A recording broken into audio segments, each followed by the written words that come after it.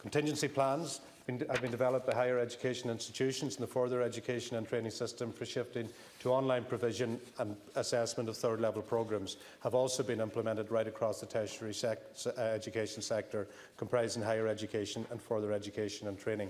RTE has developed the RTE's Homeschool Hub, which is an additional support for parents and primary school pupils, and just this week Tiji Cahar began to broadcast Cula Cahar ar Skull. There has been a major focus on supporting the needs of vulnerable groups, including those with special educational needs, those from disadvantaged backgrounds where a loss of school time can be most harmful, homeless children and children in temporary accommodation, and children in refugee centres or asylum seekers accommodation. I announced yesterday a major €50 million funding package as part of our suite of measures to support all students, particularly those at risk of disadvantage due to COVID-19 school closures. This includes a special €10 million fund to support the purchase of technology and devices for disadvantaged students. A total of €7 million additional funding will be provided in the post-primary sector and €3 million in the primary sector. This is part of an overall response which has included guidance being issued to all schools to support the ongoing learning of children with special educational needs and children who are at risk of disadvantage. Collaboration with Cisco to support schools with training in WebEx video conference software for use by teachers with their classes. Guidance and resource developed by the National Council for Special Education on supporting children with special educational needs. Continuation of the school meals programme funded through the Department of Employment Affairs and Social Protection to provide food parcels to children who are at risk of food poverty. Continued funding of home tuition, or where this is not possible, flexibility to bank hours for use at a later time in the year, and resources to support good mental health and well-being amongst students produced by the National Educational Psychology Service.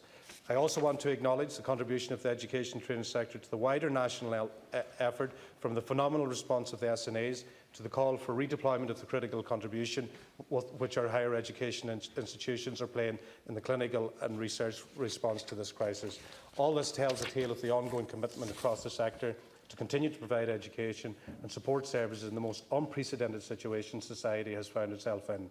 I will do my best to answer as many questions as possible this evening from deputies as we continue to work to support our education and training system in responding to this crisis.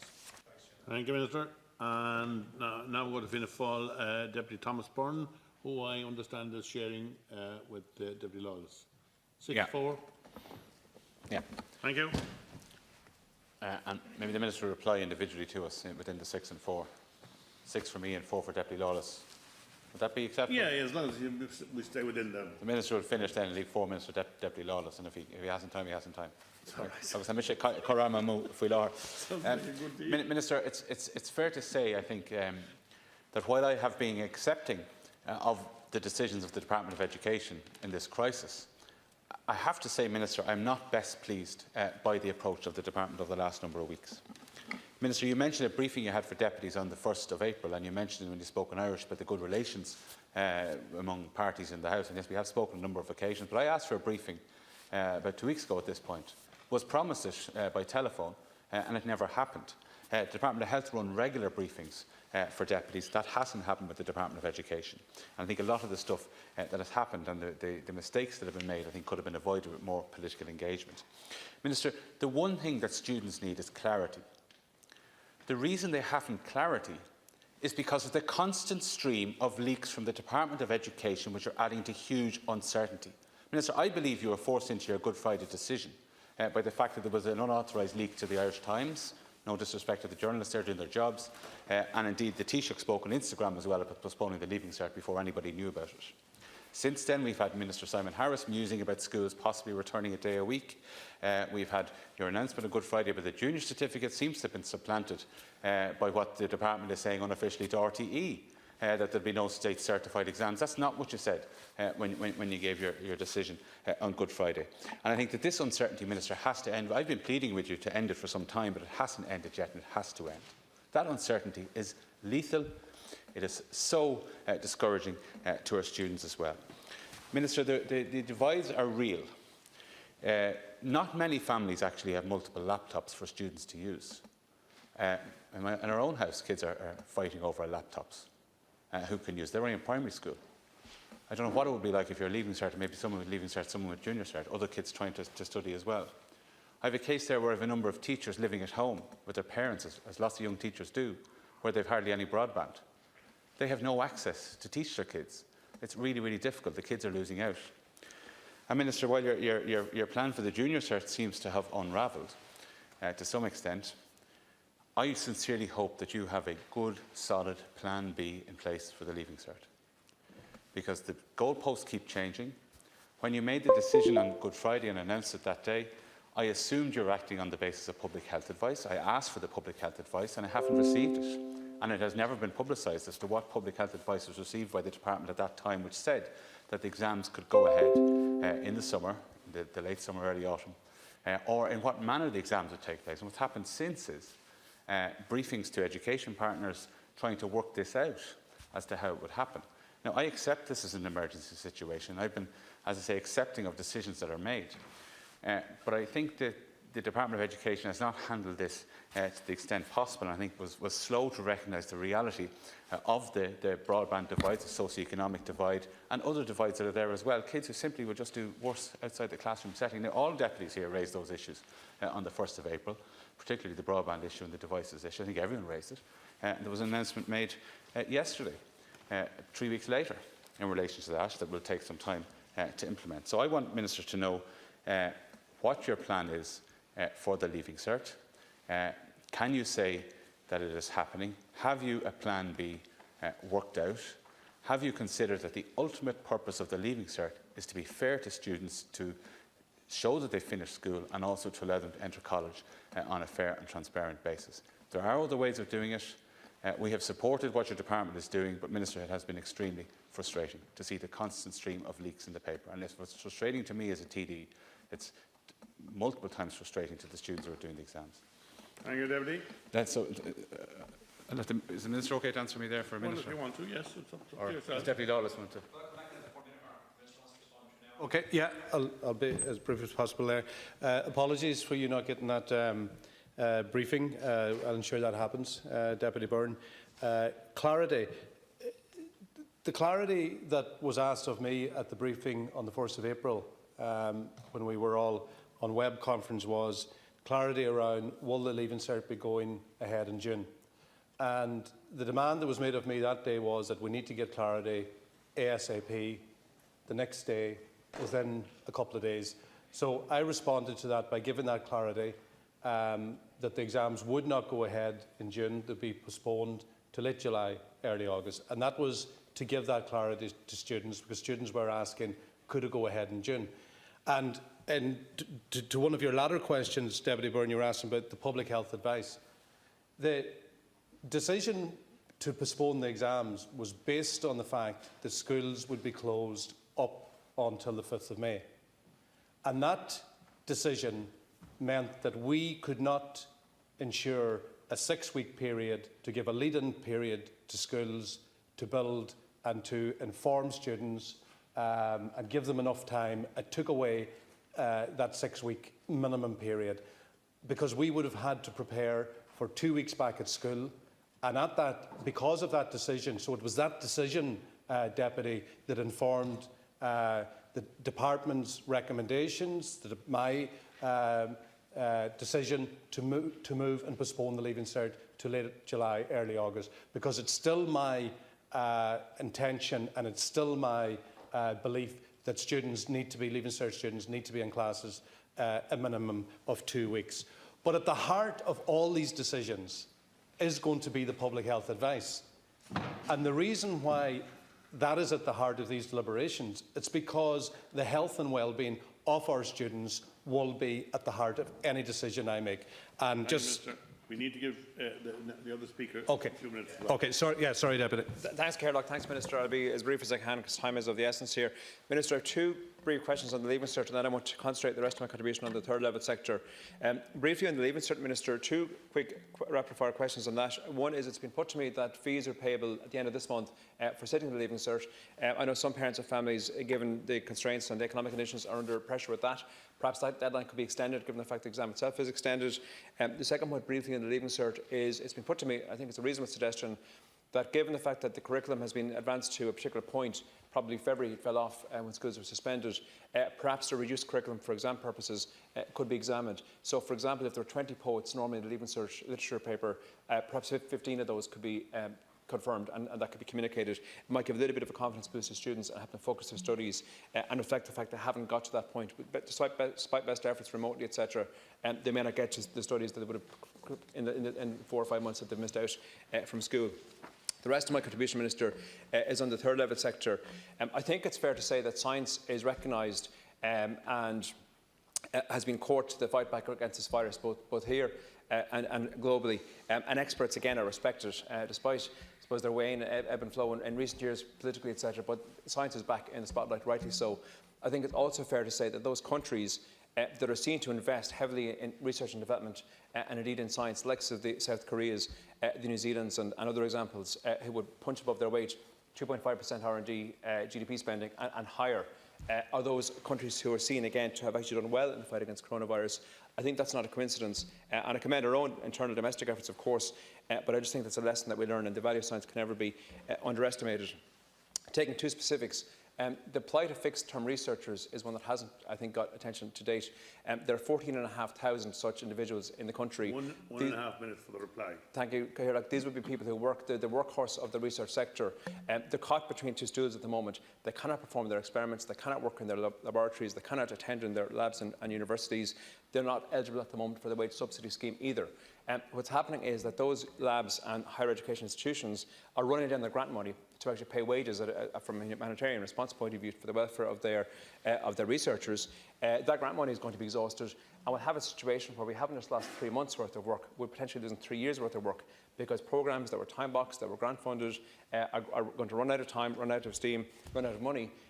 The work isn't finished, and the pool will be exhausted. So I'd suggest to the Minister either the wage subsidy scheme be made available to those type of fixed-term researchers. That would seem the obvious solution, or alternatively that a commitment be given that no such research institute would fall short of funding to continue their work when these researchers can return to the lab. And more generally, Minister, the plight of universities, their income, international students' accommodation, private sector collaboration is gone through the floor. There needs to be a massive support for universities when this is over. Thank you, Minister. Okay, thank you, Deputy. 22 seconds, I'm afraid, about that. 3 issues. You raised the issue of fees have to be paid at the end of the month. I'd like to announce today that we are extending that date till after the exams. I think that'd be only fair, so thanks for raising that question. Secondly, in relation to the structure and to the timetabling of exams, what I've done there is I've set up an advisory group to work through. That advisory group has already met. It's meeting again tomorrow. It's going to meet twice a week. And who's in that advisory group? We've got parents' representation, students, unions. They're all around the table, and they're going to work through how we do this. And that's going to be really, really important, because they're going to be working with the different instruction coming from health officials as well. So that will be a really, really important group in relation to the determination of where we move in July and August. So, last point in relation to third level, yeah, look, you made a couple of very interesting suggestions there. We have a higher education authority group headed up by William Bosang, and they're all listening into this evening, so we'll take that on board. Thank you, Minister. Next is Sinn Féin Deputies Kathleen Function and Dunhole Lear, I understand, are sharing. 7 and 3. Cahir. Minister, I've been contacted by students from across the state who are under really severe pressure. To do the Leaving Cert any year is extremely testing, much more so against the background of a pandemic, and much more so again against the background of such complete uncertainty. They are worried and anxious, and what's more, Minister, they are frustrated and angry at the lack of detail and the fact that many ideas are first floated in the media half-formed rather than proposing a concrete full plan. And I am frustrated too, Minister. I appreciate the department is busy, and I've had some good conversations with many of your officials, and I'm grateful for the discussions I've had with you.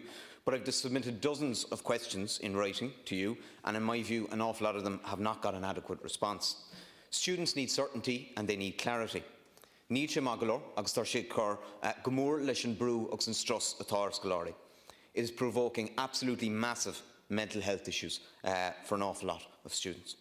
There are huge unanswered questions about how the department will deliver the Leaving Cert. What will the timetable be? How will it work with social distancing? Can it work?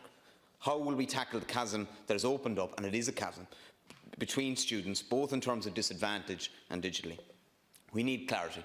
So, Minister, I want to use the rest of my time to get answers to questions. And we might do this a bit differently. And, Minister, I will give way and I will ask for a brief response, and I hope that you will be efficient. My first question, Minister. I was contacted by the father of a student today who has 2 conditional offers, whose child has 2 conditional offers to study medicine in Britain. Both universities are insisting those offers will be lost unless Leaving Cert results are issued before August 31st, 2020. Can the Minister tell students, that Irish students who get the results they need, that they will be ready in time for Irish universities? And more urgently, will he secure offers under the UCAS system and internationally? That applicant is one of 4,000 applicants that have applied to England, Wales, Scotland and Northern Ireland. It's a major issue, and that's why I picked up the phone to the Minister for Education in London. I've spoken to him, Gavin Williamson. My SecGen is in contact with the SecGen, his counterpart in London as well. I've written formally to Peter Weir in relation to this issue as well. And this is something that we need to find a solution, because we're talking 4,000 applicants, so it's an issue on the radar. I don't have an answer for you today, but certainly it's an issue that we're taking seriously. Needs a definite answer. Will the Minister ensure, and this is urgently needed, that additional dedicated mental health supports are provided to students via helpline or online or however it is needed? Incredibly important issue, and like you, I'm getting a lot of direct contact from primarily students, but some parents in particular as well. There is a lot of stress, there is a lot of anxiety. There's the whole shock that people are dealing with, but also the shock of the not knowing where we'll be in September, October, November, never mind where we'll be next week. So there is that uncertainty in terms of the overall pandemic, but in particular to students and specific to Leaving Cert students, we're going to be announcing formally in the next couple of days a whole outreach and interactive support system, and this is it's going to be a combined announcement between the Department of Health and the Department of Education, and wellbeing is going to be at the heart of that. So for the students who are under stress and under pressure and are suffering from anxiety, we're going to have that dedicated helpline. I will make that announcement in a couple of days' time. Thank you, Minister. I'm glad to hear that, and I look forward to seeing the detail of it. On what date, Minister, will you outline the full details of the timetable, including the procedure for exam halls and paper, and will you publish the detail of any Plan B that you're preparing? Okay, the dates, the significant dates, Leaving Cert to start on the 29th of July. We're working now on the timetable, and that is going to be important work, and I outlined earlier we have the advisory group, so that is going to be tested through the advisory group as to how we work also within the public health advice. So the date you asked for in relation to when that will be ready will be the first week in June. So tomorrow week, we're sitting on the 1st of May, so 4 weeks after that, there will be information for the timetabling and the structure of the exams. But the reason why we're leaving it to the 1st of June is we want to have as much available advice where we're at with the curve, where we're at with the pandemic itself. So the reason we're leaving it to that date in June is to have as much information as available in order to hold the exams later in July. Will that be published? All the conversations we're having at the moment is through this dedicated group, through the advisory group, and as recently as last Friday, issues raised by the Irish Secondary Students' Union were issues such as the Plan B. What are the contingencies? What are the contingencies for sickness? What are the contingencies for bereavement? All these pertinent questions are being asked. So we're going to work on a contingency. We're not going to go into this, certainly not in a blinkered way, because we're living in a real world of uncertainty. Well, I appreciate that's very important, because it needs to be, the Plan B needs to be as nailed down as the Plan A, because things could move quickly. Minister, I've had a lot of lobbies from students who are either themselves living with somebody who might be vulnerable or who are worried that they might be displaying symptoms. If that was to happen at the time of the exam, what provision would be made for them? Again, that is one of the questions that's going to be explored by the working group, and this working group is going to be really, really busy. They're going to be formally meeting twice a week, but in between times there's going to be a constant conversation, because once again, we're not, and I certainly am not as Minister for Education and Skills, going to put any student in jeopardy in terms of their health, in terms of their health care. So while they work through the logistics of the exams, part of that mapping out will be the public health stipulations and criteria, which will be central to any decision. So as you outlined yourself, things are changing. Things change very fast, but we're working within those parameters. And obviously, the next major announcement on the 5th of May by NEFIT and by government, that will be another step towards being in a position, a more informed position, as to what will happen after that. Yeah, just one second. I want to take up any more time by seeking answers, but I appreciate that we need real clarity on that very soon. And I'd also just say, and don't respond now because I'd be taking my colleagues' time, but people doing construction studies and project work subjects, they need certainty as well. Thank you. Thanks very much, Minister. I want to raise the issue of children with additional needs, children who might rely on special needs assistance or even just actually resource hours, children with autism. What supports are currently in place for them, as it's a very difficult time for them and their families.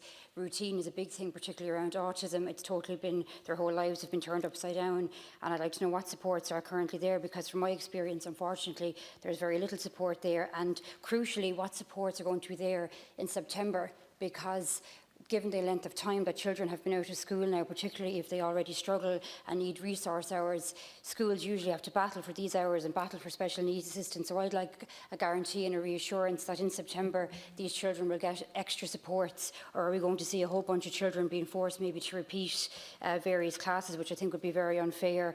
I'm going to put my two questions together. I should have said that at the start. The other question I have is in relation to school readiness, and I think one thing that all of this has shown us is how much we rely on the 2 years of ECCE, and I know you're thinking, Minister, this doesn't directly fall into your category, but however, it is children's first experience of education is a very valuable ECCE year, or 2 years as it is now. A lot of facilities don't feel that they're going to be able to reopen because of the supports that have been announced just don't go far enough. One thing that we suggested was a sustainability fund for this sector, and I think it's important because we really need to know that come September these preschools are going to be able to open again and going to be able to offer this service to children. And I'd also like to ask in regards to that, will there be any extension of the ECCE year for children maybe who might benefit from that, given that they had to finish up on March the 12th? It goes back to sort of the first question, children who might be struggling a little bit, who might benefit from extra time or extra supports. Is there going to be any consideration given to that? Thanks, Minister. Can I just make the point that I do think it's crazy for all of us elected in here to be limited to 2 and 3 minutes with such an important crisis. I agree. Unfortunately, the rules are sitting in front of me, and I'd like to change them.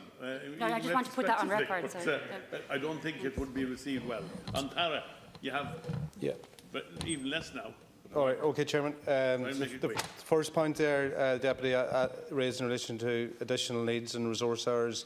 We issued guidelines yesterday to all schools and all principals to ensure that we connect with our most vulnerable, and that attention to detail will continue. Secondly, a lot of our SNAs have already been engaging and ensuring that continuity of connection between their students within schools, and that is the feedback we're getting formally and also anecdotally that relationship is very strong.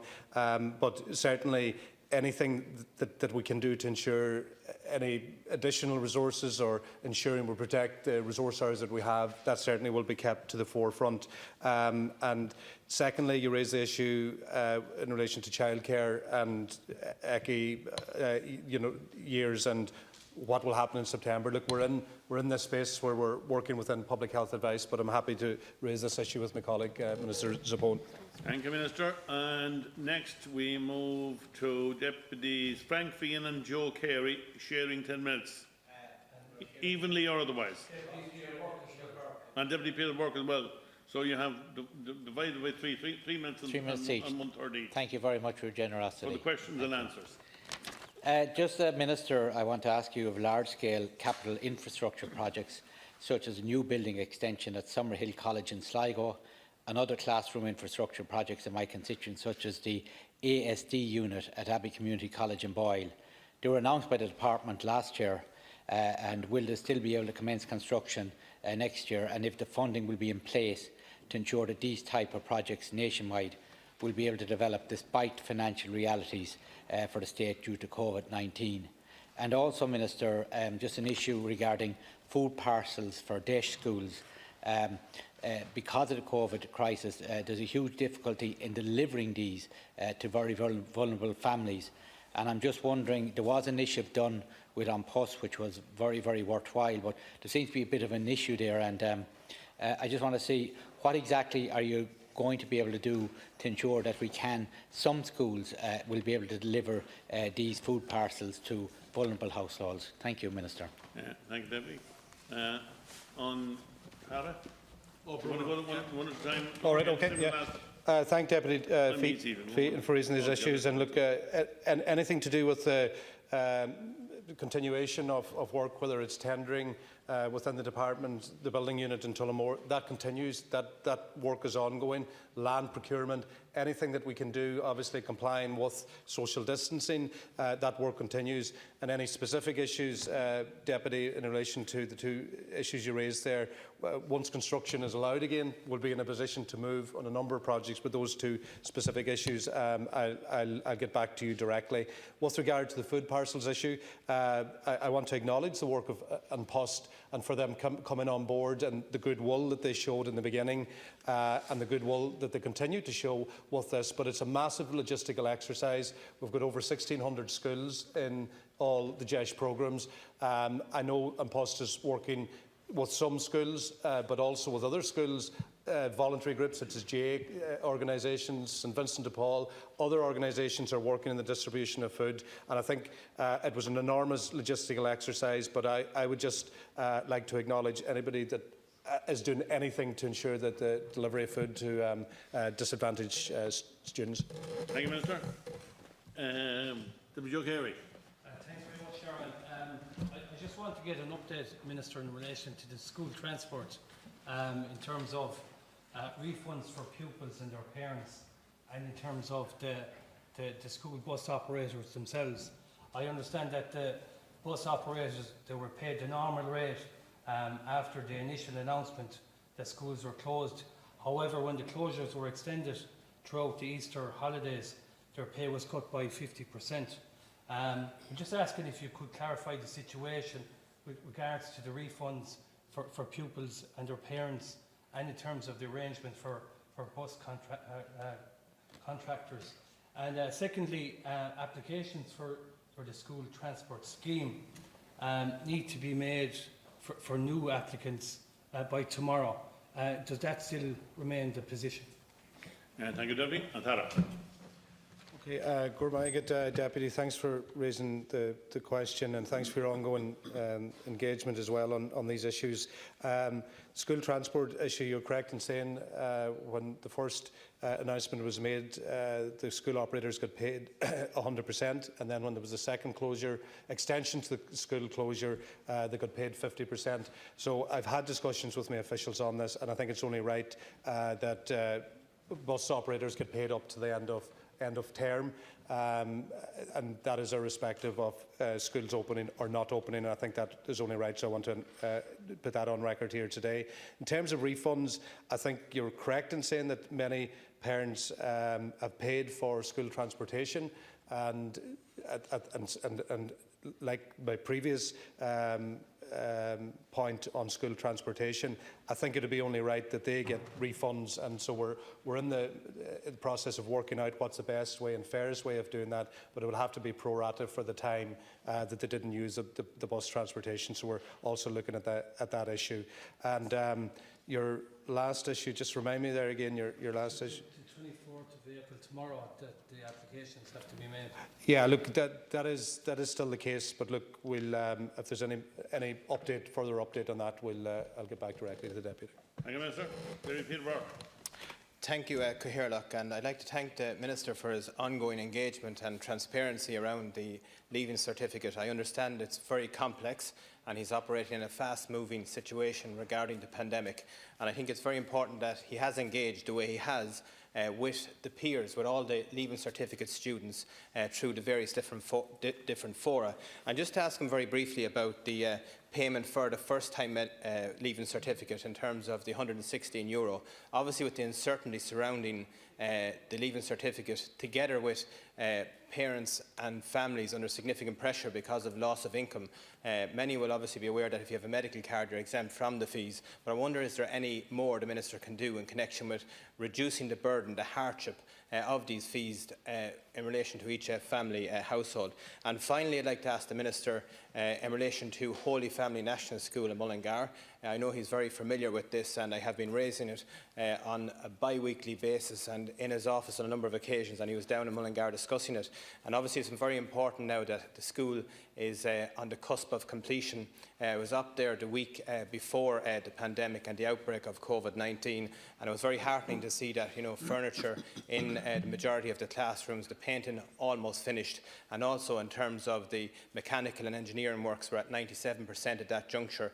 So an extremely inordinate amount of pressure has been put on over the last months and weeks to bring it to that stage. And I thank the Minister, the Department for their engagement in doing that, and also just to acknowledge the staff of Holy Family National School in terms of the teachers who were down in St Lomans, who gave an awful lot of their time and in a very stressful period, in a very difficult period in terms of looking after students, and those students who had to travel to St Etchens and Kinnegad as well was very stressful on their families. So I want to acknowledge the staff, Michael Malloy, and all the staff at the school and the parents for bearing with it today. Thank you. Thank you, Deputy Antara.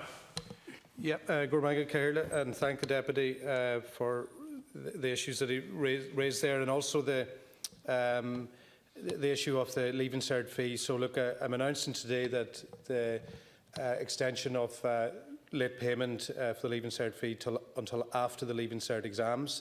And just secondly, I do take your point in relation to the difficulties that some families will experience and are experiencing in terms of financial pressure. So just let the Deputy know this is an item at nearly every one of our management board meetings in the last couple of weeks. So we're going to continue to have that discussion. With respect to Holy Family National School, if there's an example in this country of patience, I think it's the Holy Family National School. The community have had so many false dawns, and I think I've used this line the last time I've spoken in this, Deputy. And the last time I spoke, I said I'm not going to tempt fate by putting another date on it. But this time, because of the uncertainty, we don't know what the public health guidance will be in relation to construction. But what I do know is this, from the information that I've got from Holy Family National School, and speaking from the people directly involved in it, is that once construction workers come back in there, and as you pointed out correctly, the majority of the classrooms are furnished at this stage. Once that happens, you're talking about maybe a period of 3 weeks or a month to get it finished. So hopefully things move and progress after that. But just to thank you yourself for all your engagement in that issue, and it was very, very important that I went down to see exactly and to hear and to get a good feel for the dilemma that your community was going through at the time, and hopefully there is light at the end of the tunnel. Thank you, Minister. 1 minute left in the slot. Nobody take it. Nobody take it. We move on. Next is the Green Party Deputy Catherine Martin. The past few weeks obviously have been like nothing any of us have ever seen, and yet in the face of crisis this country has shown the good grace for which we are known for through an incredible example of unity, sacrifice, kindness, compassion, discipline and good humour. It has been said many times in this House and by so many right across the country, but it bears repeating. Thank you to the frontline staff right across this island who are working heroically to keep us safe. From the frontline healthcare workers dealing with the dangers of COVID-19 on a daily basis, the retail workers and all those ensuring the chain of food and vital services is kept open, our Gardaí and our firefighters. Along this, our thoughts are with those who have died and their families and friends and communities who have been deprived of being able to mourn properly the tragedy of their passing. In the same way the country has come together, we here in the Dáil have cooperated and worked together to an unprecedented level to enact emergency legislation. But it is a shame this unity of focus and purpose did not go further at this time, through some form of inclusive national government being formed, to not just play the vital role of managing the daunting and prolonged crisis by bringing as many people as possible on that journey, but by also ensuring that people of all walks of life, as many as possible, buy into and play a constructive role in the incredibly difficult COVID recovery phase that lies ahead. It is regretful that some continue to practice exclusion and selectivity in politics, even at this time when we all need to come together. But it may yet prove that a unity government is only temporarily parked rather than permanently shelved, and that it may re-emerge for consideration, and that might become more apparent in the near future if other options, after being exhausted, do not produce white smoke. Minister, this has been a particularly trying time for all of those in the education sector, students, teachers, parents, and all staff who work in our educational institutions. I have a number of questions, and if you will, I'd like to ask all of them, and if you don't have enough time to answer, maybe if you have time to furnish me with a written reply. Thank you. One of the primary issues facing the sector relates to the postponement of the Leaving Cert. The unprecedented situation we find ourselves in is already having an immense impact on students' mental health. On the 10th of April, it was announced that exams would be postponed to later in the summer. Very little was clear, and this announcement left students with more questions than answers, and just further added to their stress and confusion about the situation. On Tuesday evening of this week, I, like thousands of others, found out on social media that the provisional date of July the 29th had been announced by you during an informal Q&A Instagram video. This casual delivery of vital and important information is simply unacceptable and shows a lack of regard for students and their welfare at this time. Minister, many students were calling for a predicted grade system as an alternative to the Leaving Cert exam. Have you investigated the possibility of this alternative? And do you have the contingency plan prepared and ready to go if the crisis continues in such a way that it is impossible to hold the exams in July and August? And when will we get sight of that plan? What extra provisions will be put in place to ensure that the mental well-being of students will be supported as they continue through their extended school year? At third level, our students are facing a wide variety of issues, but housing and academic uncertainty around assessment are two of the most pressing ones. You indicated to me in a COVID query response last week that you would like to see private providers of student accommodation provide pro rata refunds. This issue has occurred for many students, not just in relation to refunds, but also the retention of deposits by landlords. Have you taken any concrete steps to actually tackle this issue, or prepared any real measures to do so? Whilst 6 of our 7 universities are offering pro rata refunds to students who have to vacate their accommodation, it is my understanding that the University of Limerick is still refusing to do so. I believe the department has been engaging with UL in relation to this issue. Can you outline what progress has been made? When it comes to deferrals or alternative arrangements for assessment, it is not just about timing and delay. It is also the issue of support for students. Many students' ability to support themselves through higher and further education is dependent on the availability of work during the summer, which is unlikely to be available this year to many. And it's also dependent on SUSI supports, which are based on the income levels from 2019, not taking into account the enormous changes in circumstances faced by many students and their families in 2020. What measures are you putting in place to protect not just students' academic futures, but their ability to support themselves in relation to the next academic year? And will there be any alternative assessment of financial circumstances given the current context? Agus ara cadi na hacfani a ver fáil de galtí le gaelge mar céidseanga, de galtí gaeltachta agus de galtí na nailsonla ille sa tír.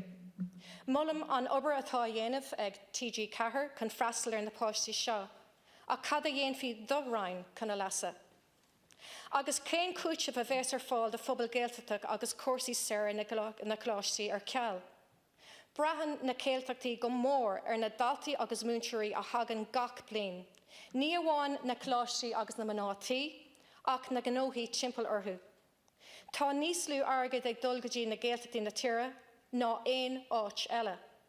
Gan cúnamh ón rialtas be na pobal seo agus an teanga gaelcha hís go mór leis an níor géim seo. Gurb mágad. And thank you. On Tara. Okay, Gurmaigad Chakta, yeah, just to concur with you in your first introduction around frontline workers, and if I don't get through all of this, I've asked for you to be given a direct response be organised for you, Deputy. The postponement of the Leaving Cert was your first question, your first issue. One of the things that we attempted to do was to bring clarity around whether it was happening in June or not. So the postponing of the Leaving Cert to the end of July was an indication and also a commitment that we were going to work towards making that happen. You're correct in saying that during a conversation, I think might have been 18,000 students online, and not necessarily all Leaving Cert students, but there were a lot of Leaving Cert students online when I was having that conversation on Instagram, and I said that we were looking at a provisional date of July the 29th, and one of the things that I was being accused of was that I wasn't communicating directly with the young people themselves, and I thought this would have been a good opportunity to do that. With regard to predicted grades, with regard to Plan B, with regard to contingency, we're working on all contingencies because we do not anticipate things to be normal anytime soon. We do not anticipate that we're going to be any more informed or less informed next week, the following week. We just don't know. And with that level of uncertainty, we have a moral obligation and a duty to work on all contingencies. So we're doing that. And the vehicle for doing that, or the mechanism for doing that, is through the stakeholders themselves. So the students' voice is critical. That's why the Irish Student Secondary Schools Union voice is at the heart of that, parents' voice as well, the unions, and also the different patron bodies. So that's critical. That group is critical to see how we move forward and answer the question of how we do this at the end of July, beginning of August. With regard to mental well-being, just to say again, we will have an announcement in a couple of days' time where we have had a lot of engagement between Department of Education officials and Department of Health, and there has to be a reach-out service for young people, and I would encourage young people, when that's announced, to use that. But I know as well, young people live in the real world where they do have a lot of interaction with their teachers, a lot of this teachers to student support, and whether it's a guidance counsellor or a physics teacher, that type of support is there. But I do appreciate and I do understand that peer-to-peer, that teacher to student, that shoulder-to-shoulder help is not there, and it is a gap that we've identified, and that's why we want to add more support in that regard. You mentioned University of Limerick. Yes, there is an issue with University of Limerick. I've asked my officials to engage. They have done with officials at the University of Limerick, and I've asked them to continue to do that because we're not getting the answer that the people who are directly affected are looking for. So we'll continue with that engagement, and I know that's not an answer that you're looking for today. But in general, to the private providers, like we are. You know, I've publicly asked, I've publicly stated that where there's a pro rata need for refunds, and I'll continue to do it, I'll continue to do it today, that there's a moral duty, there's an obligation for students who are not in private rental accommodation today, that weren't there last week, weren't there the week before, won't be there next week. There is a duty to look at some form of a pro rata reimbursement. So look, agus Cashfin Gilliga, Tá mé ag brachnú na rudaí ag bunse más na Catherine na Gaeltachta, leis an College Táiri agus rudaí mar sin, agus comaidli sin na College Munscoilna, agus na College Manscoilna, agus na Munscoilna sna Gaeltachta siad san ag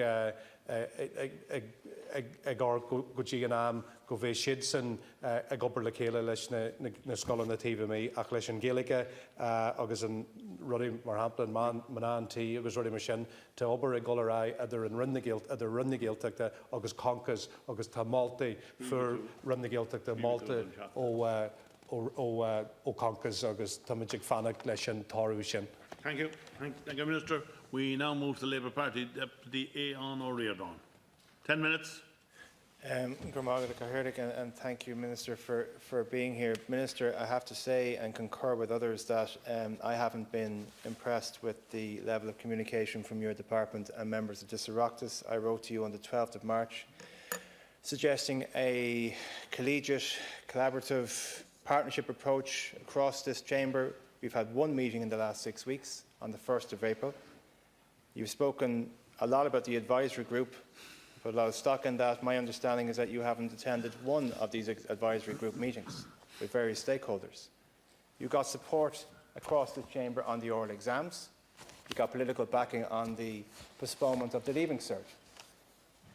Yet, almost every single issue coming out from the Department of Education has been mishandled. Now, it reminds me of what was said to me once by a leading trade union official, that the Department of Education understands two things: teachers and buildings. And if it's not a teacher and it's not a building, it doesn't understand how to deal with it. Now, you said here on the floor of the House that the Leaving Cert is starting on the 29th of July. I want you to be in a position to confirm that date, because what you say and how you say it and how your department says things has a massive implication on the mental health of young people who are sitting these exams. It's a thumbscrew. It's an absolute thumbscrew. So it's not good enough for somebody in your position to say, well, it might be in July, it might be in August. For something to appear in the Irish Times that it might go on till September. The Taoiseach comes in here last week and says, well, the universities mightn't open till November. And every young person who's sitting these exams hears all these things and wonders, when is somebody going to make a decision? And not only that, but you're going to charge them €116 for the privilege.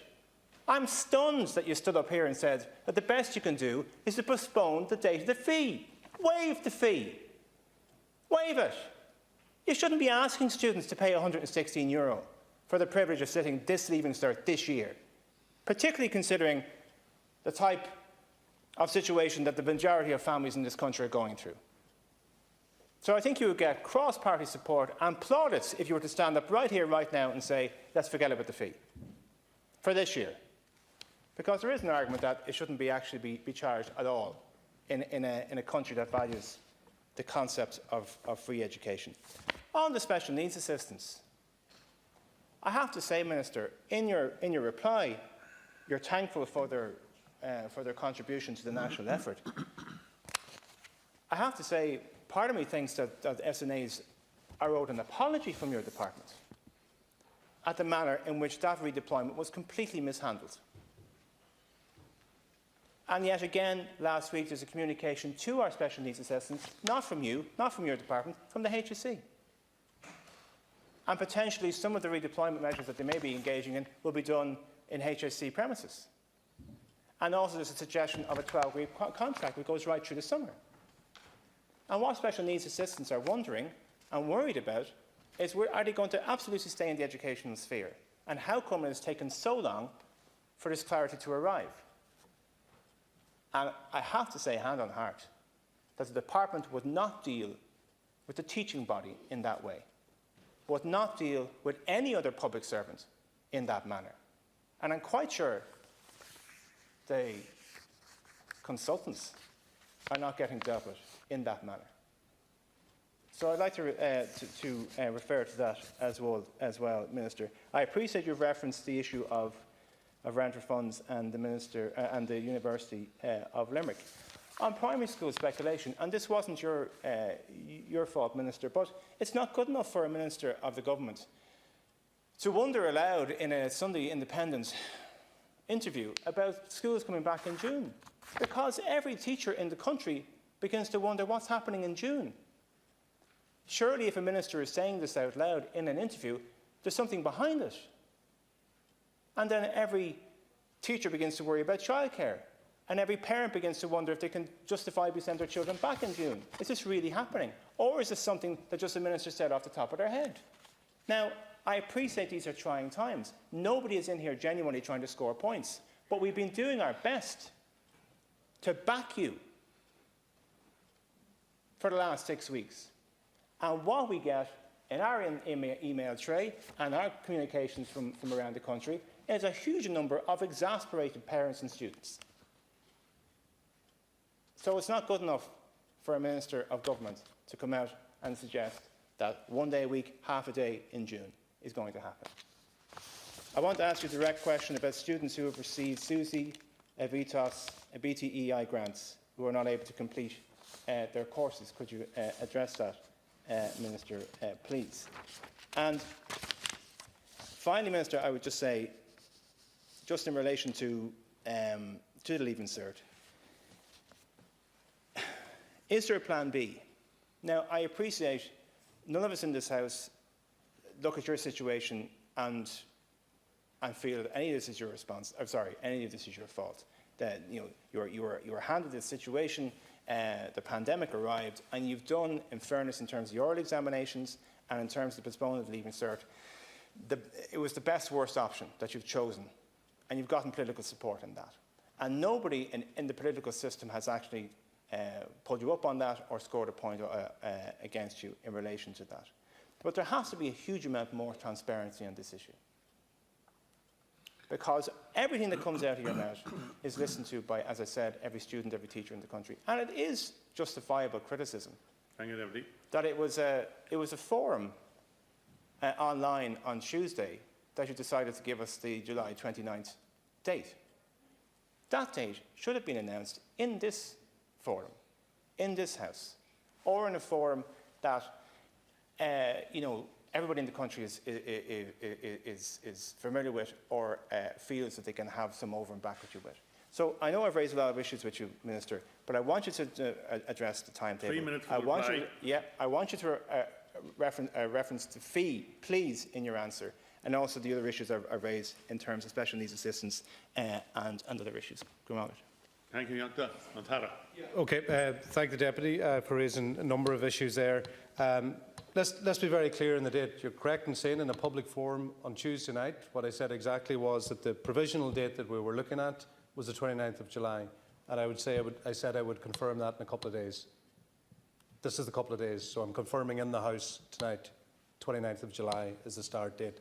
The timetabling, which is a really, really important question that you asked, the sequence of timetabling now to try to work through the uncertainty which will continue to be there in terms of wider uncertainties. The first week in June will be the time after the work of the advisory group is completed and working with the State Examination Commission. That will be the date to let students know in advance of the 29th of July how the format and how the timetable will look then. So that is the sequence of events. I do take your point in terms of the uncertainty and lack of clarity. But look, that is the world we're working within. And if I knew, and if there's so many unknowns in terms of where we're going to be, and if there's better ways of communicating message, certainly if there's a better way of communicating to you in this House from my department in a more efficient way, I will ask my officials to do that. But we have to have a complete understanding of how this disruption hasn't just affected wider society at a general level and the movement of people. 1,300 staff members between Marlborough Street, Athlone and Tullamore had to completely change their way of working. They're working remotely. They're trying to comply with they're complying with the social distancing ruling and all that.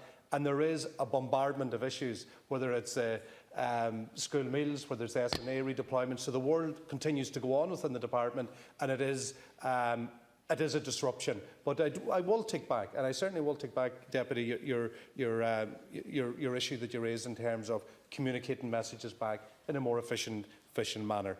You also talked about the SNA. Look, I want to acknowledge Forza Union. Forza Trade Union sat down with officials and they worked hard in advance of coming up with this redeployment, formalised redeployment plan.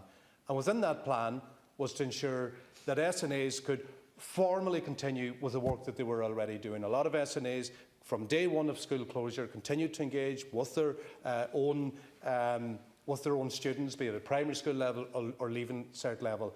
So there has been an engagement, there has been, yes, correct, there has been confusion on this matter as well, but as of now there's been engagement, and FORSA and the department officials have agreed that there will be a training element to this, which will involve the HSE, but that's just a training element, and that may involve some of the training taking place for some of the SNAs on in particular HSE buildings or community care settings, but that's the training. This is going to be remote work. This is going to be remote work for the SNAs, not working in any other capacity that is not within the agreement between FORSA and my officials. Your issue around schools opening, schools will not open unless it's safe for them to do so. Schools will not open unless it's safe for them to do so. And on the school fees, I've said here this evening already, I'm engaging with my officials on this issue. We have changed the date for payment till after the exams, but I'm going to continue that conversation. And I know you've raised it publicly with me before, and I'm certainly listening here this evening as well. Thank you, Minister. And yeah. We now call on the Social Democrats Deputy Gary Gannon. 10 minutes. Good morning, good Chair. For questions and answers. Thank you. Minister, I'm becoming increasingly worried that this pursuance of the Leaving Cert almost at all costs is becoming something akin to the Great Dunkirk moment in our response to how we demonstrate our resilience or overcome adversity in the face of this pandemic, that we'll do it regardless and we'll get through it. And with every day and with every week that passes, that window where we can present a viable alternative seems to be closing. And one of the reasons why I'm growing more concerned about this is with every phone call I get from a young person in my constituency talking to me about their anxiety, distress, it seems like it's not going to be possible. The Leaving Cert, in terms of how I understand and my experience, in terms of how engaged the role I've had previously working within DESH skills, the Leaving Cert has always been something that illuminates the privileges that exist in Irish society. It's always been a way that people, depending on their income, were able to lock in privilege, ensure that their son or daughter were able to get the best places in our universities, and those who experienced disadvantage had less opportunity to do so. In the current environment, that gap of inequality that already existed is becoming a chasm. And we've talked about this in the context of the digital divide, and the digital divide is very important. I'm going to come to that now in a second. But it's not just a digital divide that makes our system and how we judge our young people in terms of are they worthy for university and that. It's not just the digital divide that is important here. There's a multitude of other divides there. I'm dealing with students in inner city Dublin who don't have access to a school table upon which they can do their homework or do their study on. There is other situations happening now where their parents are working in their frontline services, where they're working in their supermarkets. It's these same young people who are doing their Leaving Cert, supposed to be doing their Leaving Cert this year, who have been asked to step in and provide care work. And that's something that these are facing, and that gap of inequality is going to be exacerbated. And it's going to be exacerbated if we continue on as we are. And I want to touch on it, I want to highlight it, I want to talk about how it's widening inequality, it's further placing pressure on students who are already dealing with it. Those 2 weeks we're talking about where we bring the students back before they do their Leaving Cert, the vast bulk of those 2 weeks are going to be taken up by teachers dealing with mental health supports of students. They're going to be taken up by teachers sitting down with students, having students burst out of their classrooms and expressing the fact that they're not prepared for this. That happens every year. It's going to happen much further this year. I do want to touch on the digital divide and the announcements that were made in the last day, because I just want to figure it out, because there's some questions I have on that. The 7 million that was announced for secondary school students, I'm particularly fascinated with this for a couple of reasons. So that's 7 million for secondary schools to invest in digital technology. Can you just confirm, was that taken from the ICT budget that usually goes to top-ups from the department to award schools that had good digital strategies? And if so, that's not actually that's not an investment. And will that 7 million, if it is taken from that previous ICT budget that already exists, will that be available to the same extent next year or later on in the year?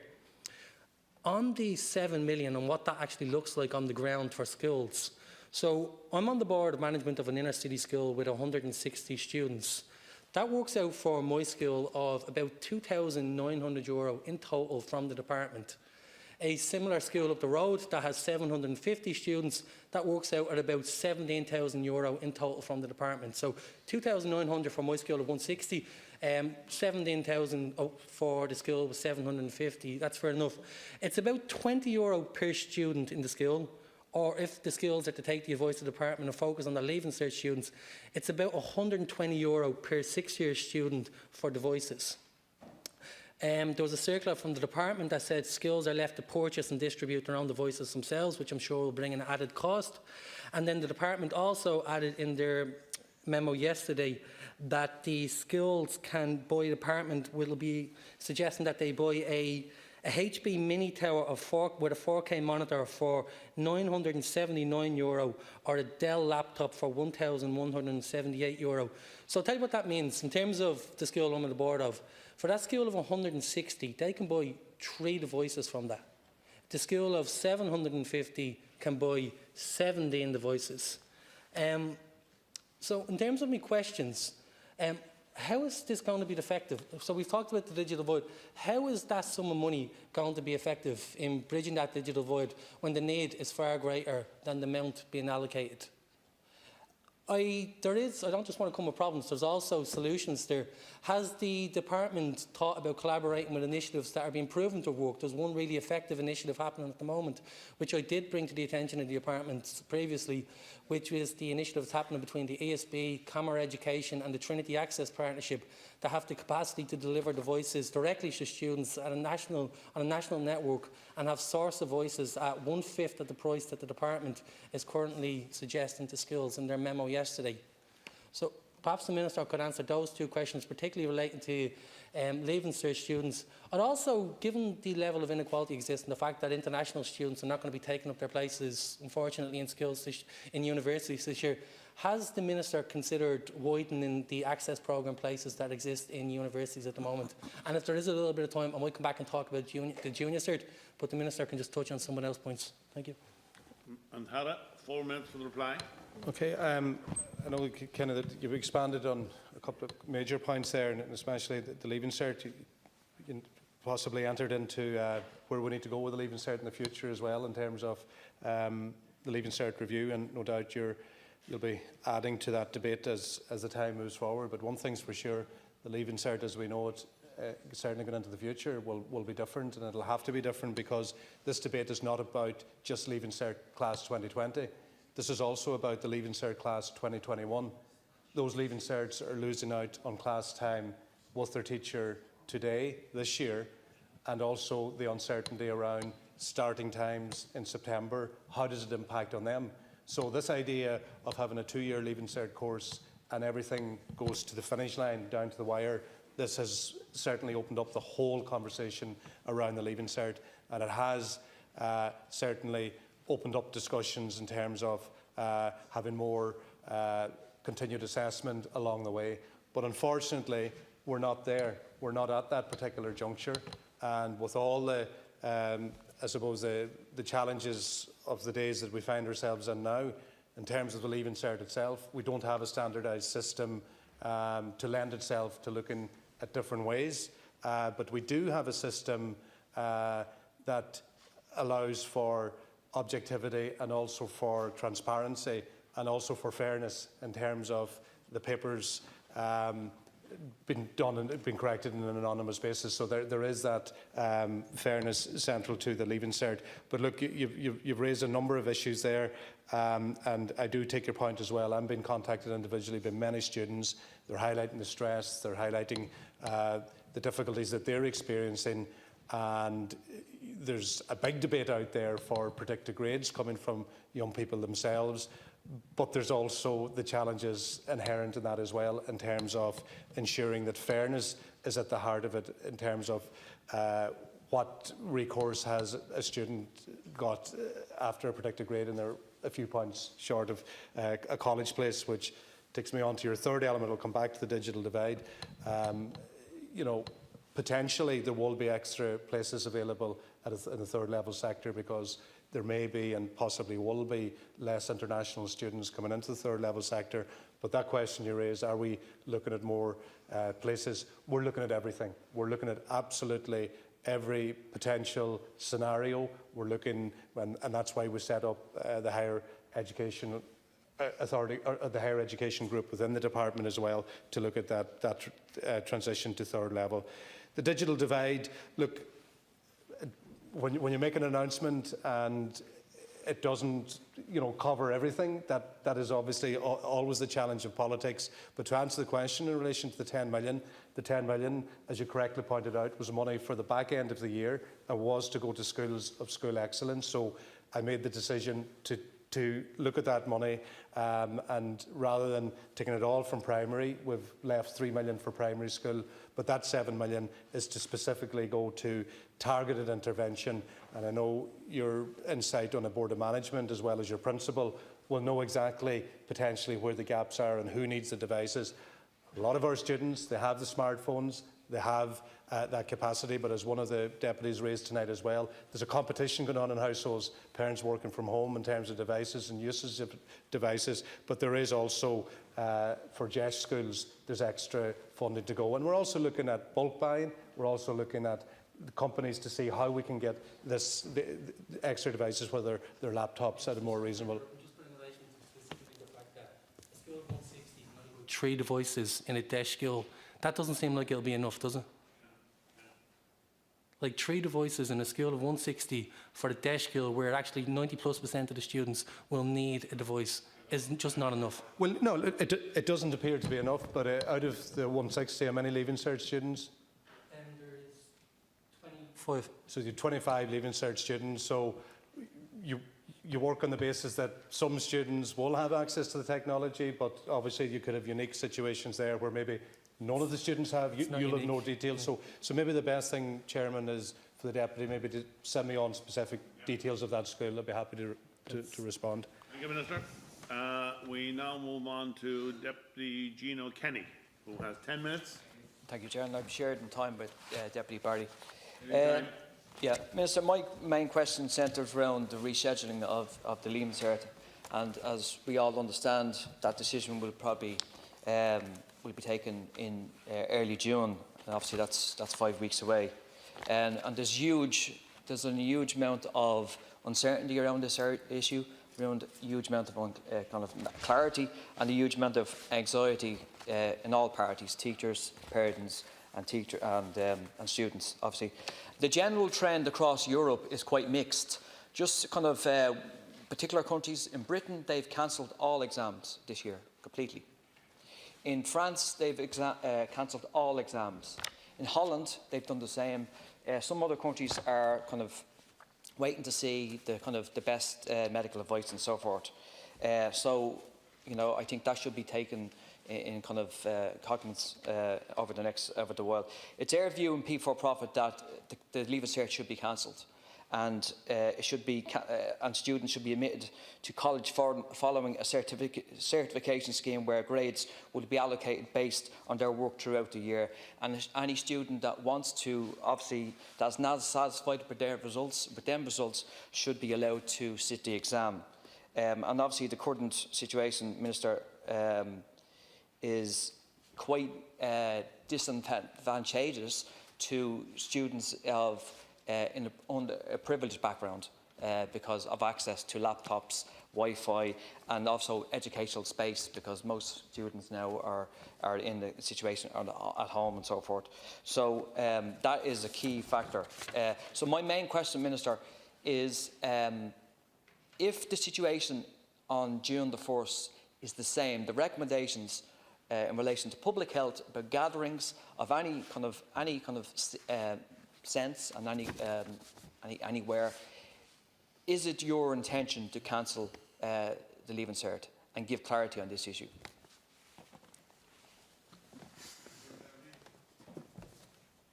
Yeah, everybody, go ahead. I'll leave the Minister plenty of time to answer that question. Minister, you said earlier on in the debate that there has been a collaborative approach, but you also said that there has been a consensus in the House on the issue of the Leaving Cert. That is not correct. There is no consensus in this House on the issue of the Leaving Cert. Solidarity, along with People Before Profit, does not agree with your position on the Leaving Cert. We think that the Leaving Cert should be cancelled. And I'm going to give you 10 reasons why the Leaving Cert this year should be cancelled. First of all, the students haven't had classes in their schools for weeks upon weeks upon weeks. What kind of preparation is that? Second of all, many students are in homes with no devices. Others are in homes with a shortage of devices. Reason number 3, how many students trying to prep away from their school are in areas that do not have broadband or do not have good quality broadband? Reason number 4, students have been denied access to their schools, denied access to their libraries, have been forced to study at home. Many of those homes are overcrowded. Some of them are seriously overcrowded. Leave aside the young people in direct provision. Leave aside the young travellers. Leave aside the young people who are homeless. There are many others in overcrowded conditions as well.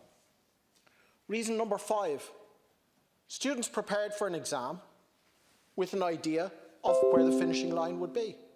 It's being extended, not by a couple of days, not by a couple of weeks, but the best part of 2 months.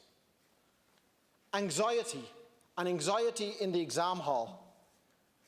The exam halls will not be empty, they will not be nearly empty. You'll make them as safe, and the teachers will make them as safe as you possibly can. They may even be as safe as could possibly be. But a student who's anxious, who goes in, sitting on a desk, sitting on a chair at a desk with a paper in front of them, will feel anxiety. Many of them will feel anxiety about the COVID situation, even in the exam hall, irrespective of how safe you make it with social distancing. How many children will be sitting this exam, reason number 8, who are themselves children in homes that have the extra stress of a parent or parents being frontline workers? Reason number 9, how many students will be studying the exams who will have gone through the trauma of a family member having been hospitalised from COVID in the run-up to the exams? And how many young people will be sitting the exams with a member of their family having died as a result of the disease in the run-up to the exams? And all of this runs up to reason number 10, which is the key overarching reason. It's the question of mental health. The reports that I'm getting back, and from what I'm picking up from this debate, what lots of other deputies are getting back as well, is that students are telling us, and teachers are telling us, that stress levels aren't just increasing a little bit here, they are in many cases going through the roof. And you said, Minister, and I quote you, in the debate earlier on, that the health and the well-being of students will be at the heart of any decision I make. I don't see how you can say that when the big majority of students are in favour of the cancellation of this Leaving Cert. That's the evidence that we see all around us. I mean, I'm sure in most years there's some students who would say, yeah, I'll put my hand up, cancel the Leaving Cert. But it's not that few this time around. It's a big majority, including many of the most conscientious students who see the mental health pressure on their friends. And I just don't see how, Minister, you can give me or anyone else for that matter any kind of real guarantee that the mental health pressures that this is putting on young people will not have very serious consequences. I don't see how that guarantee can be given, and we shouldn't take risk with things like this. Since I've come into this House, I've heard many speeches about the importance of mental health, about the importance of mental health for young people. I'll be honest with you, I think it's pious hypocrisy, Minister, if you drive on regardless with this Leaving Cert. Now, I'm asked the question back, well, what's your alternative? And oftentimes that is a good question, but it's not always the kingpin question. Sometimes something is so much of a mistake in and of itself that you don't need to fully answer that question. But where there's a will, there's a way. We can learn from other countries.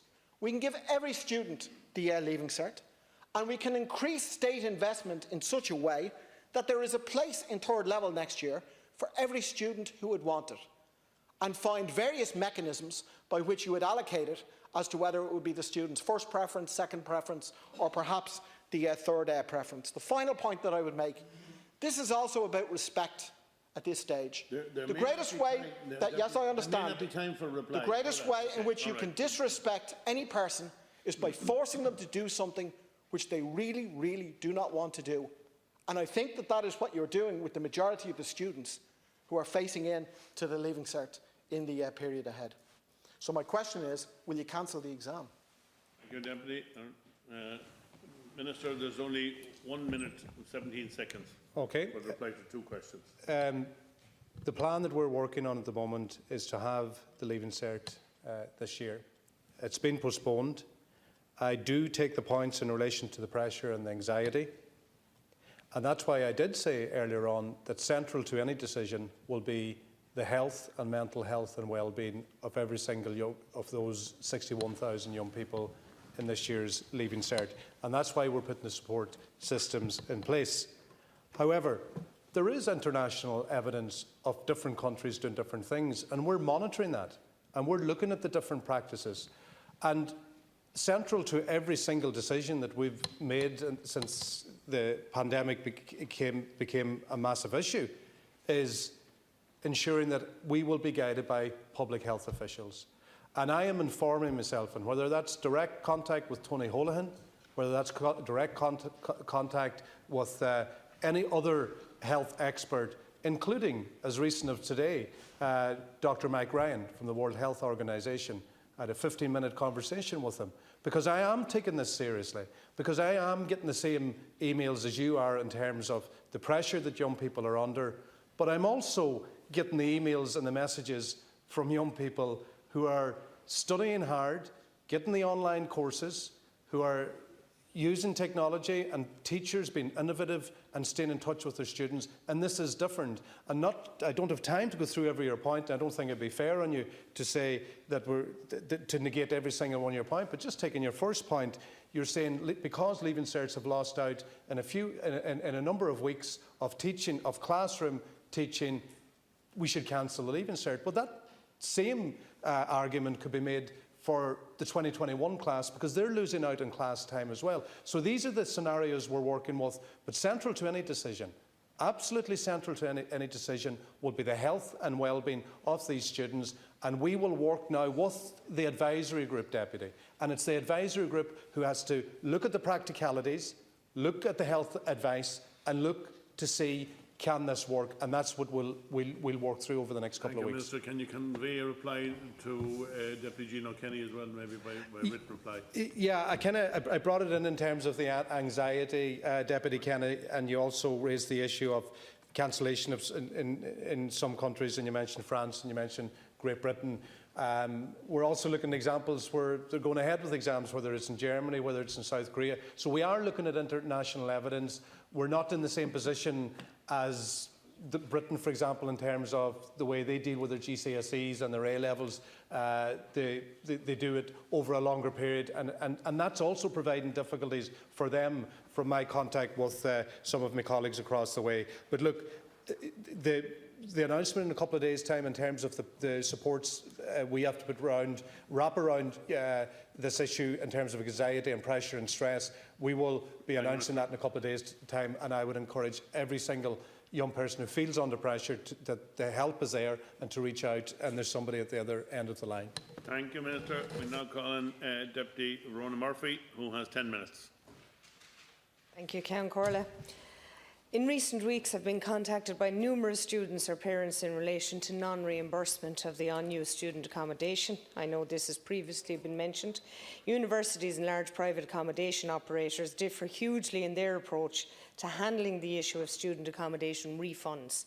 It is interesting to note that UCC students are in the fortunate position to have received confirmation that they will receive a pro rata refund of their accommodation fees, while students in UL and other large providers, on the other hand, are offering no reimbursements to students. And likewise, some large private accommodation providers have also refused to offer a partial refund of fees paid. Student accommodation providers must, Minister, refund students who've had to return home based on COVID-19. Students are following the HSE guidelines by returning home. Many of these students have lost their jobs, and their families who are temporarily out of work, they can't be expected to pay for accommodation that they can't use. Many students are helping vulnerable family members and community members while trying to keep up with their college work online. This is a hugely stressful period for everybody. Whilst there are numerous reasons given for refusing to provide the refunds, the fact is that student accommodation is shared and possibly often overcrowded, with as little as 3 or as many as 7 students sharing, making it impossible to socially distance and comply with government advice. Some providers are arguing that students may or were free to stay in the accommodation, but why would they cocoon themselves in student accommodation with 6 other people rather than be expected not to return home between March and May, when the colleges were shut down? It's also the case that many of these accommodation providers received public support through tax incentives, sites or other supports, and may now be availing of a mortgage break. Nor are these providers in many instances incurring the running costs associated with the students being present. The government needs to call again on all private and public accommodation providers to make refunds to students and return deposits. The government needs to give a clear direction to these accommodation providers. So, Minister, can you tell the forlorn students and their families what actions have been taken by you and the government to assist those, and in particular those who receive no state grants, to be given a refund? I'm also inundated with queries as to future deposits being requested by the end of May 2020 to secure accommodation in advance of the college year of 2021. Parents are very anxious that COVID-19 may eventually end up in the Leaving Cert not going ahead, or that in any event COVID-related prevent their student child from being able to attend the desired college, and the deposit will be non-refundable, causing a great deal of anxiety and stress to now, in many cases, unemployed parents and their children. So I'm asking the Minister to outline what actions, if any, he intends to take to ensure that students' deposits will be refunded. Year on year, Irish students travel to America on the J1 programme. Very much, it's a cultural exchange and unique experience for those who avail of it, making lifetime acquaintances and memories. On March 12th, the US State Department announced the temporary suspension of the J1 visa programme due to COVID-19 until May 11th, with a review to be conducted every 30 days thereafter. This is further compounded by the closure of the US Embassy in Dublin, thereby doing no visa interviews until further notice, again due to COVID-19. So since this announcement, there have been further significant measures taken by the US federal and respective state governments on work and travel restrictions, with potential implications for the J1 students obtaining obligatory summer work. Given the thousands of Irish students who have secured places and made payments on behalf of their Irish agents also, some of whom are small and medium enterprises seeking to continue in business throughout the pandemic, can the Minister seek clarification from the US Embassy on a proposed reopening date, and to seek clarity from the US State Department the status of the J1 programme?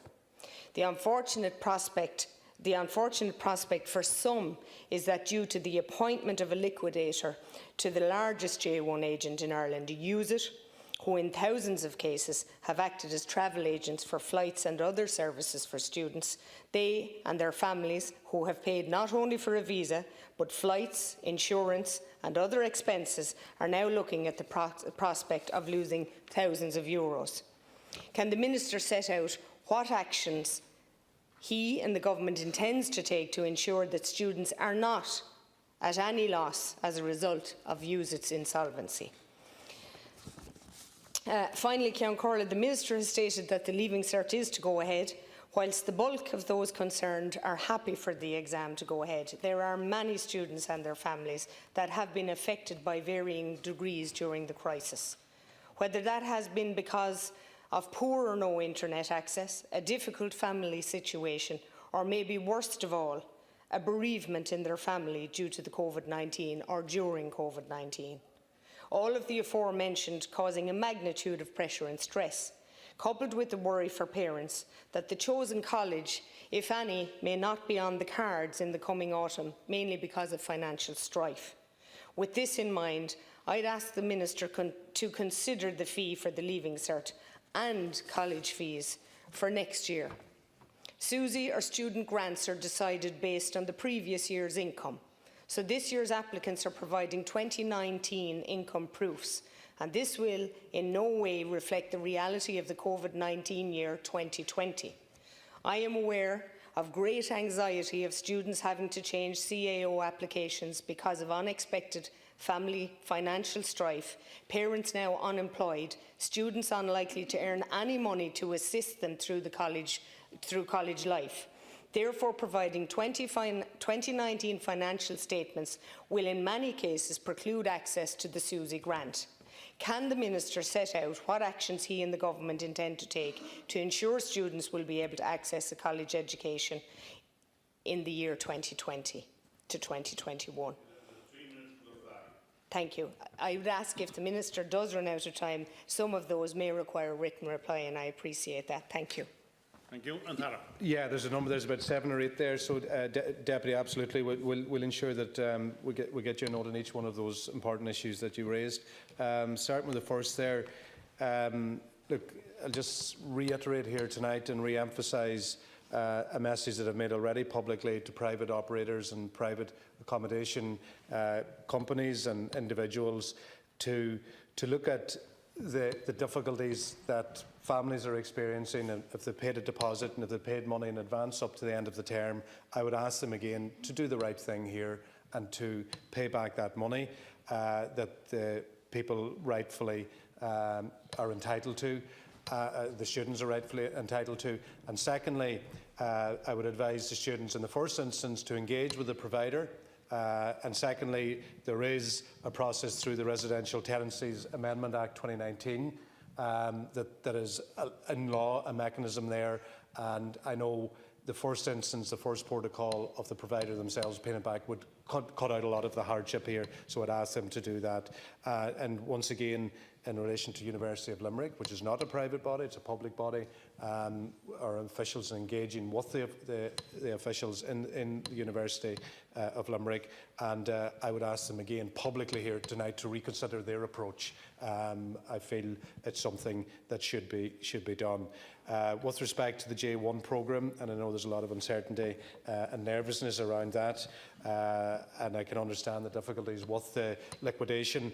As I understand it, of the company that administers the J1 USA visa system, will cause for Irish students wishing to go to the United States. I would ask, though, that those students register with the liquidator if they have paid deposits. As I understand, that is what is done to pursue any refund that may be available. Students may also have private insurance that cover this scenario as well. So look, still register, message here tonight, register with the liquidator. On the wider point of travel to the United States, the entry requirements to the US is a matter for the US government, and I am aware that my colleague, the Taoiseach Minister for Foreign Affairs, as well as our ambassador in the US, are monitoring any changes in those requirements. I would also remind students of the public health advice here at home in terms of travel, and I would ask that they bear those requirements in mind too in making any arrangements to travel. With respect to the subject of the Leaving Cert and the difficulties around the Leaving Cert, without repeating what I've said already here tonight, we've gone through those, but you did raise the issue of the Leaving Cert fee. I've asked my officials to look at this issue. I'll ask them again. I have changed the late requirement payment date, or the payment date requirement till after the exams, but I hear the message coming from the Chamber here tonight in relation to that Leaving Cert fee. And the SUSI grant as well, I know a few other deputies raised it in relation to the 2019 measurement of assessment. things are different. This has changed everything, and we're reviewing how we move forward with the SUSI grant as well. Now we call on Deputies Michael Collins and Richard Donoghue, who are sharing 10 minutes. Thank you very much. Close to the time, so okay. We want to try and get all the speakers in. Minister, I suppose I'm raising the issue that has been raised quite a lot tonight. The Leaving Cert students are genuinely concerned with the way the Leaving Cert is being dealt with. In their opinion, the recent announcement itself gave little to no clarity at all. It gave them no date to work towards. It told them that practical exams will have to be completed 2 weeks before their actual exams while trying to catch up on what they have missed. It created more questions than it answers. What about subjects like art, where work can only be done in school? What about LCVP exams? The postponing of the Leaving Cert extends the pressure on everyone, as well as continuing the great anxiety they feel. In the summer, students had planned to get a job to earn money to support themselves for college and to try and secure accommodation. Now all that has been thrown out because they have the Leaving Cert hanging over them. If you take away the fact that they will lose the summer and have to try to teach themselves remotely for the foreseeable future, another major problem still remains. If the virus has not fully dissipated by the time July-August arrives, what will they do then? If the exams run anyway, that increases the risk of infection. And in many families, there are parents and siblings who have underlying conditions, others who are working on the front line. This essentially means students have two choices: risk infecting their families or risk losing their futures. I think for the sake of the mental and physical health of students, as well as the health of everyone as a whole, the Leaving Certificate should be cancelled and replaced with a predicted grade system. Many students, many hundreds of students and parents have sent me emails. Now, Minister, would you please tell me where all of the incoming first-year university students are going to find accommodation when they do finally receive their college places, given that all the other year groups will be back before them?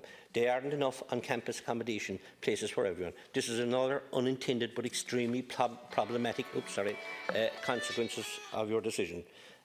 One of our students, except from emails, your decision cannot be the fairest decision, when the decision made by the UK and most other countries is fair to all. We shouldn't be the ones to suffer because of your lack of alternative. You have been presented with a favourable alternative as voted for by both students and teachers, implemented a predicted grade system taking into account the work we have done over the last 2 years. And if students are unhappy with their grades, they can sit the exam. Everyone wins. See no reason why you have chosen to ignore that option. Minister, I think from the information I have received since the most recent announcements were made, the students of Ireland are looking for the Leaving Certificates to be cancelled and predictive grade system to be implemented. Maybe we could also offer them the alternative. They do not want to take part in the predictive grade system. They could sit the exam as intended now. So it gives everyone a fair chance. Also, Minister, colleges are not offering refunds to students for their on-campus accommodation. I believe that all colleges have a duty of care to all students during this time. Many students and families have lost their jobs and therefore are under extreme financial pressure. I believe that students should be refunded accommodation that is not in use. Also, the SUSI grant, does the government intend to make any changes to the SUSI grant applications for college students commencing in September 2020? Would the government increase the income thresholds for families, making families available to get the full grant? And look, the Minister questions are, will the Minister seriously consider implementing no detriment policy in third level institutions so as to ensure no student academic achievements will be negatively impacted in the current COVID? And will the Minister consider a predicted grade system for the Leaving Certificate class 2020 as implemented by many countries? Thank you. I again concur with all of the sentiments of we can hear around the floor here today. It's all about the Leaving Cert, and rightly so. And it was also brought up about the Leaving Certs that not everyone has connectivity to good broadband, Wi-Fi or anything, especially within the rural areas where you're lucky to have phone reception, so you cannot even participate in a Skype or Zoom or whatever you need to do for the children to go forward. But quite rightly was said here today, and secondary school is not all about Leaving Cert, it's about fifth year as well. Fifth year is actually as important as sixth year because most of the practical subjects are done, that you do most of your work within the fifth year, and a lot of the last 6 months of sixth year is all revision. But there's a lot of classes that have been taken, such as art and other ones, that you need to be within the school to do this. I also think that the Leaving Cert, there will be people that might have been off now, parents might have to go back to work during the periods of the Leaving Cert, if there is work available to them under their own financial status, or depends on the job situation that they're in, they may have to work, which again is going to provide a problem for them. But in regards to the Leaving Cert, there has to be a happy medium, and as Michael Collins has said there, Deputy Collins has said, that if people want to sit the Leaving Cert, yes, let them sit it. If they don't, let them do it on the pro rata, as was said before. But I have another issue that I would like to bring up is, as important as the Leaving Cert is on one end going from second level to third level, the sixth class national school, it's a massive changeover for them. Where they're in an environment that they've been in. They've been in the one class in the morning from 9 until 3. And for them to go into second level education, they then have all these broken up classes, different teachers. It's huge for sixth class children, and they have lost out on what they were going to be integrated into to start into first year within the second level education. We also have to look at those and the aftermath, what we want to introduce for them, let them to integrate into first year. So we have sixth class to first year, which is going to be overwhelming, including mental health for everyone, for overwhelming support that they will need. And we also need the support for our fifth year and sixth years. And this will go into 2021 for the supports that we have to put forward. Thank you. Thank you, Deputy. 3 minutes, 38 seconds for reply, Minister. Ciara, I'd like to thank both deputies for raising those important matters. And I think Deputy Collins' point about clarity around practicals and, for example, LCVP and those issues are being prioritised at the advisory group forum that were discussed on Friday. There's another meeting tomorrow, and there will be two bi-weekly meetings in the weeks ahead as well. So look, we need to get more clarity on the practicals, and you're correct in saying some of the artwork are still in the schools, and then there's issues around construction studies and issues in terms of woodwork, on-site practicals. So there's a lot of working out to be done there, but we will get clarity as soon as possible in relation to that. You also mentioned, where will we be at in July, August? We don't know in terms of the risk of infection, and with everything we do, there's going to be a risk. With everything we do over the next period until we find a vaccine, there's going to be a risk. And we're going to go into another winter period with potentially no vaccine, and we're going to face further risk in terms of this flu still being potentially here. So there is nothing that I will ensure, or I will certainly leave nothing undone with respect to ensuring that we will not be putting students at risk. So we will be working within the advice, within the public health advice. And I'm reaching out to everybody. I'm reaching out to Philip Nolan on the NEFID committee as well. I'm reaching out, as I said earlier, to the likes of Dr. Mike Ryan. These are the experts in that field in terms of ensuring the health, the safety, the well-being, not just of the students, but of the staff, the support staff, the supervisors, all the teams that will be in the school at the end of July, at the beginning of August. Yeah, you did talk about the potential of doing predicted grades and set exams at the same time. We looked at all scenarios, and one of the things, and I know deputies previously put up, raised tonight, are we looking at plan Bs, are we looking at contingencies? We're looking at all contingencies here as well, and I'm confident that the people and the voices that we have around the table, parent representative groups, students representative group, union representative groups, teachers representative groups, and all the patron bodies, that we will ensure that we do not put any student at risk. You also mentioned the no detriment policy for third level. It has already been announced that further and higher education institutions will not be holding written, oral or practical assessments in examination centres during the COVID-19 emergency. This was announced by my colleague, Minister of State of Higher Education, on April 8th. Universities and colleges have finalised alternative assessment arrangements with options including online exams, written assignments or rescheduling. The new assessment arrangements have been communicated to all their students. And students, and this is an important thing which you raised, students who are not able to participate in alternative assessment arrangements, they will not be penalised, and that's really, really important. Deputy Donoghue, in my short time available, I'd like to thank you for raising the issues, and I note your concerns around the Leaving Cert and postponement of the Leaving Cert. It's not an ideal scenario. It's not the ideal world that we'd like to find ourselves in. We're working and making decisions with sometimes very limited information in terms of predicting where we'll be at in a number of weeks' time. But the most important time frame is there will be a further announcement from NEFID in relation to schools on the 5th of May.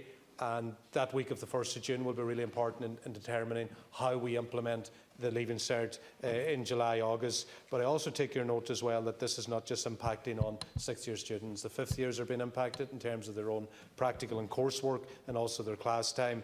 And I do get your point as well, note your point, the 6th class to primary school. It's a big step up. It's a big transition. It can have a big impact, and that will be something that we're going to be very, very cognizant of in terms of wrapping that support system around students who need it. So I'm glad you raised that point because it hasn't been raised to date. Thank you. And at last, Deputy Catherine Hanley. San clogig channel in Jenny Mem we have a question is Fager. Minister, I understand that some issues are quite complex, like the Leaving Cert, and there's pluses and against, and I understand that. But so just in that context, the specific questions here in my name and in my colleagues' name, Deputy Pringle and Deputy Collins, they're not complex. They're straightforward, practical solutions. And justice comes into it. Now, they've been raised by other deputies, so I'm not going to dwell on them. One is in relation to the private providers of accommodation to do the right thing and give back the money. So could you give me something stronger than telling them to do the right thing? What actions have you taken? What actions do you intend to take? And then, along with that, we have the University of Limerick as an outlier. And as I understand it, it distinguishes itself by being the only third-level institution, public institution, that hasn't returned the funding. So what exactly have you done and your department in relation to that? What contact have you had with the University of Limerick? There's a sizable proportion affected alone with students, 2,800 I understand, but then the multiplier effects of that on their families. And families who have lost jobs, who have lost loved ones and so on. What exactly has happened? What has been the engagement? I know that you mentioned engagement, but we need a little bit firmer action than that, particularly in relation to students who are going home to families who are suffering. So there are those questions, and they've been tabled in my name and my colleagues' names. Then specifically, there's another specific one which I'll deal with very quickly, and perhaps you can answer it. And I welcome the 50 million that you've referred to in your speech, although it's difficult to sort of gauge how effective that will be or how it will be used without details. So you might come back to that in due course. But in relation to a national school in Galway, which has come forward, and it's a JET school, and they're pointing out to me the extra expense incurred. Now, it's one thing providing money for technology, which I welcome, but one must also realise that technology is only part of the help that's needed. We need human help, we need practical help on the ground. And in this particular school, they're incurring expense every week through posting out packages, which has to be done for children who are participating in particular programmes and children with special needs. And they've asked specifically, can an arrangement be made with An Post? Or presumably the question is as well, can the money that the department are making available be used for that extra expense that schools are incurring? From the last couple of minutes, because I want to leave you time to answer, the other main concern are the foreign language students that have been left absolutely stranded, primarily in Dublin, but also throughout the country. And I think you're in receipt of correspondence. If you're not, certainly various ministers are in relation to this matter. So Dublin has the highest percentage, but they're also in Galway, Cork, Limerick. I understand there are at least 1,000 students left stranded, living in dangerously overcrowded accommodation. They have lost whatever part-time job they've had. There are huge public risks, public health risks to their health and to other people's health.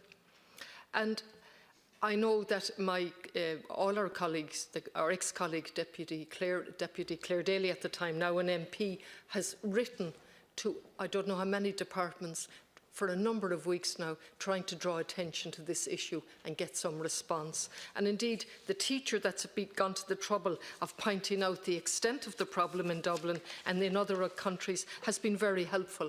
And they've highlighted that there's a problem with accommodation, a problem with financial security, and a problem with documentation and PPS numbers and other documentation. But the biggest thing is that they've simply been left stranded without anybody mentioning them, and indeed it's unfortunate that nobody has mentioned them today in the Dáil either. So Minister, I'm going to just leave the time for you to answer the questions, and I might get a chance to come back depending on how quickly you are. Thanks. Okay, I get to check that. In relation to private providers, just all I'm going to do today is appeal to them to use their judgment in relation to doing the right thing in regard to paying back money that's owed to these third-level students. And in the first instance, again, I would ask the students to engage with the provider, and the Residential Tenancies Amendment Act 2019 provides for recourse as well as an option and as a vehicle. And it's just difficult that issue, it's a difficulty, that issue. And there's no excuse for that not happening, and I would appeal once again. In relation to University of Limerick, you asked what engagement. The Secretary-General of the Department of Education has been engaging directly with the President of University of Limerick, and we, as a group within the department, and me as a minister within the department, we would appeal to the University of Limerick to join with the other third-level colleges in relation to the decisions that they made. With regard to the €50 million ICT announcement, schools, both primary and secondary, were expecting the €40 million announcement for this time of year. In fact, it would have been and should have been a number of weeks earlier, but with all the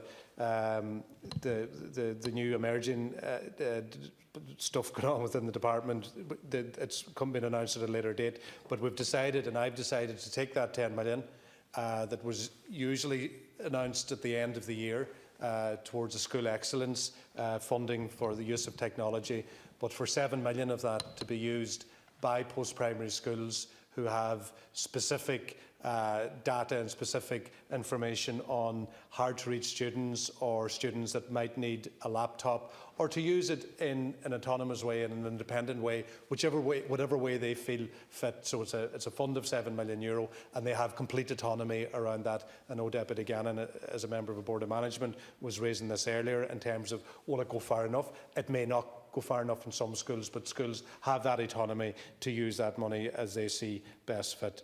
But you also raised the point of human help, and that's why we're working closely with the partners, our colleagues in the Department of Health, to ensure that whatever mental health support to deal with the stress and anxiety of students, that we continue to use that, and there will be an announcement on that in a couple of days. Look, the fund itself, unfortunately, won't be used for contribution towards funding for postage, but I do appreciate that schools are using resources in different ways now, and a lot of communication to families and potentially hard to reach families who may not have proper broadband facilities, and they're sending material out. But I would just encourage, and as schools will do, like I know there's capitation funding there that can be used at their discretion in that regard. With regard to international and English language students, yes, it is an issue. It's an issue that's been raised a number of times. I know Fécra Lewin in Carndona has been on to me indirectly as well through a colleague of mine in Culdaff, and has raised this issue. And what we've been doing at that level, we've been engaging with the Department of Housing and the Department of Health to ensure that whatever support we can do in this regard. It's a difficult one because some international students who were on temporary employment or had an employment contract, even on a temporary basis, they get the payment, but some of these students who weren't on or didn't have an employment contract or were being getting paid cash, they're not been included in the COVID-19 payment. But look, as English is not the first language of students in this sector, and as a number would not consume the same media as domestic students, the group ensure the information and messaging around the latest health advice reaches these students. The Department of Justice, as you rightly pointed out, has taken a range of measures to ensure that these students do not have to worry about their immigration status during this crisis. And through engagement with the Department of Employment Affairs and Social Protection, students have been informed that where they have lost their job as a result of the current pandemic, they are eligible. I know I pointed that out.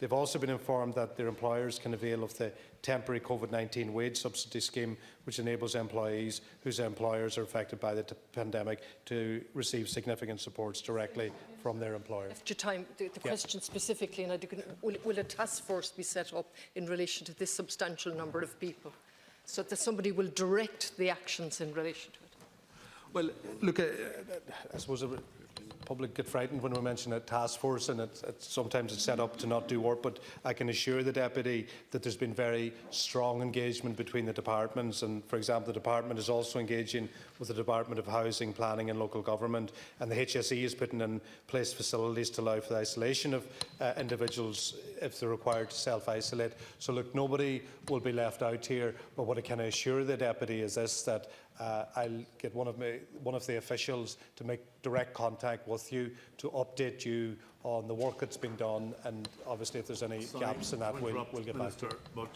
provision has been made earlier to applaud the frontline workers and all involved in the struggle against the virus, starting now. A round of applause.